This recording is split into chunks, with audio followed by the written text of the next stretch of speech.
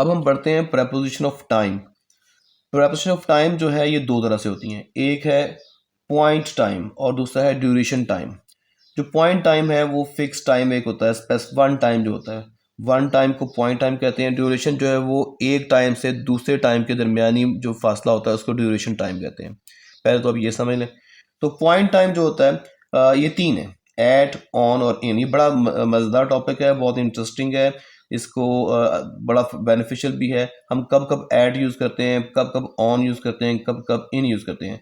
तो ऐट मैंने इसलिए इसकी एक तरतीब भी लिखी हुई है कि सबसे जो स्मॉलर टाइम है ना वो तब हम ऐट यूज़ करते हैं, जब बिगर टाइम की बात करते हैं तो ऑन, जब बिगेस्ट टाइम जो है वो उसके लिए इन यूज़ करते हैं।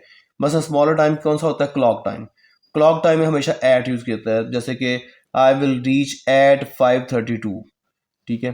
The train will depart at 8 o'clock। तो ये PM AM जो कुछ भी है ये क्लॉक टाइम है, तो इस सब में एट यूज़ किया जाता है। इसके अलावा एट जो है वो टू एंस में यूज़ किया जाता है। टू एन से मुराद ये है कि डे टाइम्स में दो जगह पे एन से जो डे मतलब एन से नून बनता है और एन से नाइट बनता है, इनके साथ एट यूज़ करता है। At noon, at night, at use करते हैं हम, ऑन या इन यूज़ नहीं करेंगे। ओकेजन्स के साथ भी हम लोग एट ही यूज़ करेंगे, जैसे कि एट ईद, एट क्रिसमस। तो ये तीन जगहों पे एट यूज़ होता है। अब देखते हैं ऑन। ऑन जो है ये बिगर, जैसे मैंने कहा कि बिगर टाइम यूनिट के साथ यूज़ किया करते हैं, जैसे कि डेट है और डे है, ये टू डीज हैं, इनके साथ यूज़ किया जाता है।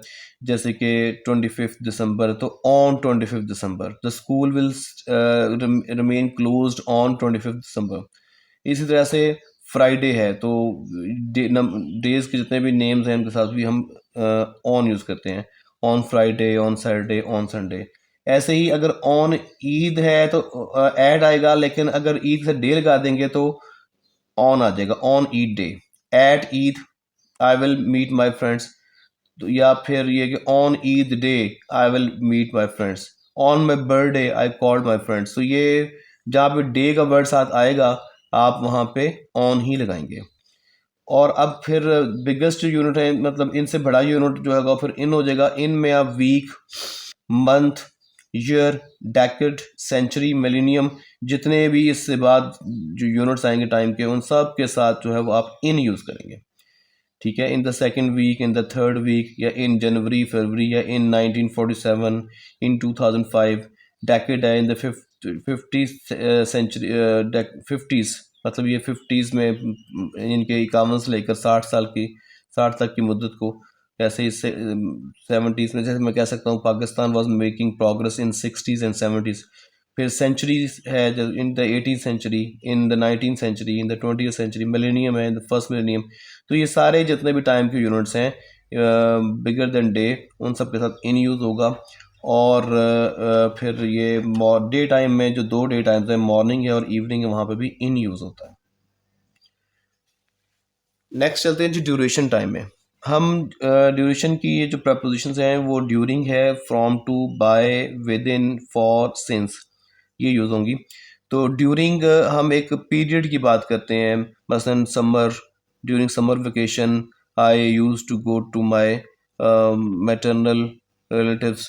ऐसे ही ड्यूरिंग समर, ड्यूरिंग विंटर, या during Victorian era, during Mughal period. तो ड्यूरिंग एक स्पेसिफिक पीरियड के लिए यूज़ किया जाता है। फ्रॉम टू में दो डेट्स होती हैं, एक जैसे कि 1 मई है, दूसरी जो है 1 जुलाई है। तो दो डेट का या दो पीरियड्स का टाइम मेंशन करना पड़ता है, फ्रॉम टू तब यूज़ करते हैं। मसलन from 1 May to 1 July the institution will remain close, the university will remain close. तो ये फ्रॉम और टू दोनों आएंगे, इकट्ठे कॉम्बिनेशन में आते हैं।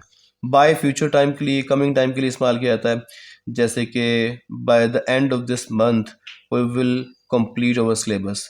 ऐसे विद इन भी ड्यूरेशन इस तरह से इस्तेमाल होगी कि आज से लेकर अगले किसी और टाइम तक, इसमें लिखना नहीं पड़ता, इन दो टाइम लिखने नहीं पड़ते, लेकिन विद इन का मतलब यही होता है कि इसमें भी ड्यूरेशन है, जैसे कि with in 5 months, with in 5 years, इस तरह से। फॉर और सिंस ये भी ड्यूरेशन यूज़ करने के लिए इस्तेमाल किए जाते हैं।